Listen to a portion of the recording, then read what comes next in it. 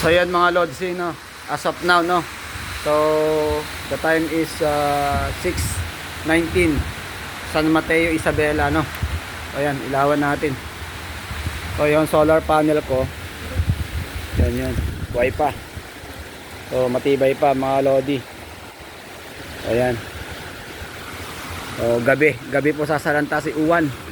So nakatali na yung aking bubong. Dito ako sa second floor ng aking kapatid. So as of now, no, yun, nakatali. Ayun. So malakas na po mga Lodi yung ating bagyo. So papasok mamayang 8 siya.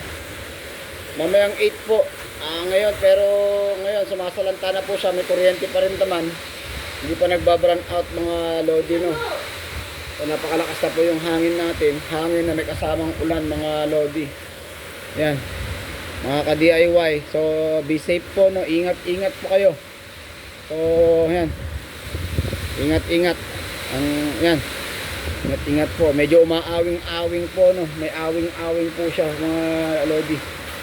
So ingat kayo. Malakas na to. Mamayang madaling araw, malakas na po to. Yan, sana maproteksyonan tayo ni Sierra Madre. Yan mga Lodi. Tingnan ko yung solar panel ko. Yan lang ang video natin. Mamaya update ko kayo.